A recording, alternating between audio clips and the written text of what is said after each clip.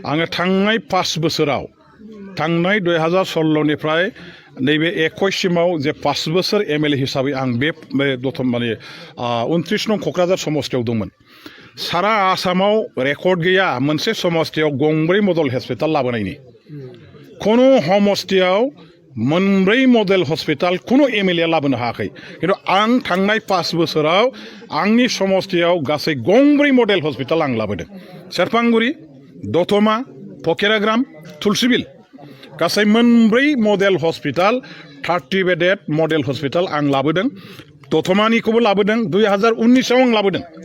2019आवनो आङो दतमानि मडेल हस्पिटालखौ लाबोदों।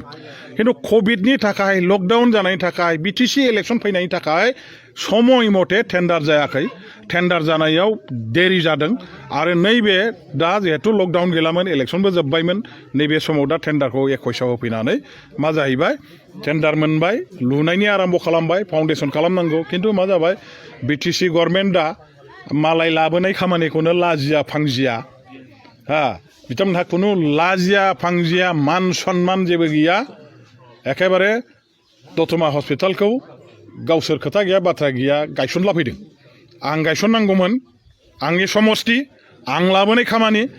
आरो मोनसे खोथा नैबे NHM होननाय डिपार्टमेन्ट नेशनेल हेल्थ मिशना जाबाय गभर्नमेन्ट अफ इन्डियानि फ्लेगशिप मोनसे स्किम प्रग्राम। खुनु फ्लेगशिप प्रग्रामा बिटिसिनि आखायाव गैया। जेरैहाय NHM जल जीवन मिशन आरो कि कय सर्व शिक्षा आसनि बेफोर खुनु बिटिसिनि आखायाव गैया। बिटिसिया बिनि सायाव कन्ट्रल गैया डिपार्टमेन्टबो गैया बिटिसियाव बियो। गतिके बिस्रा बेखौ दांनायनि खुनु अधिकारानो गैयामोन। होमबाबो बिसोरो जर जुलुमबाबो बिथांमोना गायसनदों। बिथांमोननि गायसननायखौ रायजो राजाफ्रा दुखु मोनदों। जाय मानसिया लाबोदों बे मानसिखौ माने गायसननानै रायजोफोरनो गथायनोबो होआखै बेखौ रायजोफ्रा दुखु मोनदों। आंथ' आरो बुंनांगौ मा दं। दा जिखि जाया खोथाया बे जे दा आङो थांनाय 5 बोसोराव बिटिसि गभर्नमेन्ट दानि सोलिबाय थानाय गभर्नमेन्टआ जोनोम जानायनि सिगाङावनो सेरफांगुरि दतमा फकिराग्राम गंब्रै मडेल हस्पिटाल आं लाबोदों। 30टा बिसना जुक्त सारा आसामनि 126टा समस्तियाव खुनु एमएलएआ गंब्रै मडेल हस्पिटाल सेंसन खालामनानै लांनायनि रेकर्ड गैया। नोंथांमोनहा बोदलानानै नाय दं। जों डिस्टार्ब खालामनायनि खोथा गैया।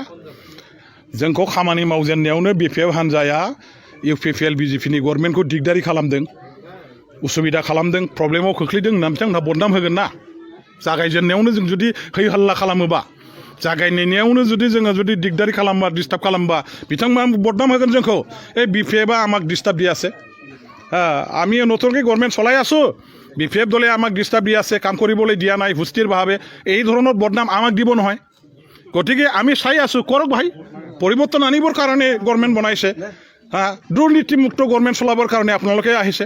সুস্থ গভৰ্নমেণ্ট চলাবৰ কাৰণে গভৰ্নমেণ্ট আপোনালোকে দিয়াৰ কথা প্ৰতিশ্ৰুতি দি পেলাই আহিছে চলাওকচোন। আমি চাই আছোঁ এতিয়া जों नायगासिनो दं। दा नायनानै नुबाय 1 बोसोरावनो जेबो गैया आरो बिसोरो बेखौ थिक खालामनो हागोन बायदि बे अबस्थायावबो गैया।